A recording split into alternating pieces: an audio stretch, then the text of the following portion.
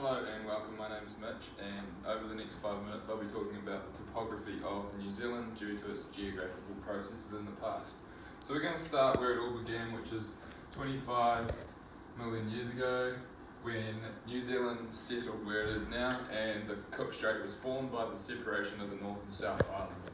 Now this happened due to plate tectonics, so you've got the North Island, which is a terrible drawing, and the South Island, and Stewart Island down here. Now the plate boundary between two plates is what New Zealand has. You got Indo-Oz and Pacific. Now the plate boundary comes straight up and it goes through the west coast of the North Island and South Island, and it comes out to the east coast of the North Island. Now these two plates have different boundaries in both the north and south. So in the South Island, the Indo-Oz plate dives down and the Pacific plate is diving up. Now this has caused one of the largest mountain ranges in the world, known as the Southern Alps. Now these are one of the fastest growing and eroding mountain ranges in the world.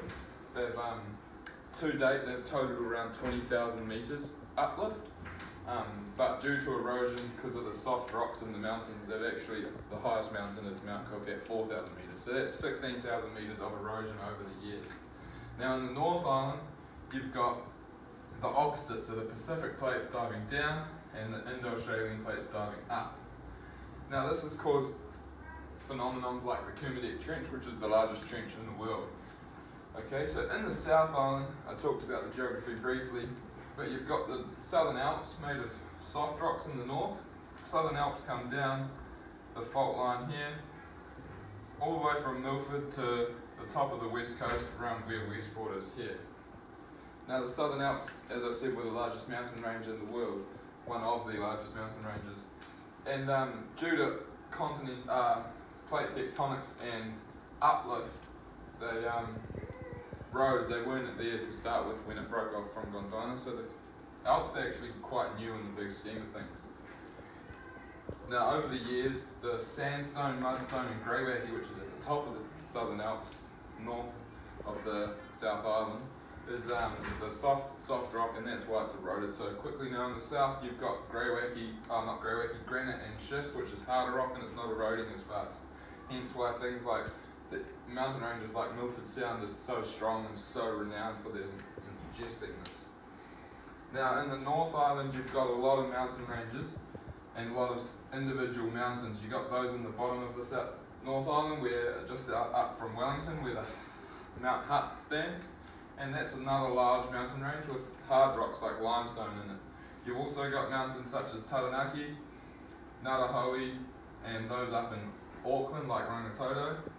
Now those are all typically cone-shaped mountains, which are generally perceived by the public as volcanoes, and that's what causes most of the topography in the North Island, is volcanic eruptions, lava flow, everything shape the landscape up there. Now another big thing in New Zealand that's shaped our landscape is what's called valleys. Now you've got two different types of valleys. You've got V-shaped valleys that come down like this, where a stream or a river has carved them out, and you've got a U-shaped valley which looks like this. And this is where a glacier has retreated or advanced over time. Okay, and this is due to climate warming and cooling over the years. And this is called glaciation. Now, the glacier comes forward and it's carved out these valleys and it's changed the valley quite dynamically. So instead of a V-shaped valley where the spurs are coming down into the river, the spurs get cut off. So it comes down the hill and then those spurs are quite flat instead of traveling all the way down the ridge. Okay, so these spurs are what's been cut off by the glacier as it's moved forward, and it leaves something what's called terminal moraine, which is at the front of the glacier. And it's all the rubble that it picks up along the way, and it leaves it at the front when it retreats. So there's generally a big wall of rock or sediment at the front of glaciers that have retreated and glaciated valleys.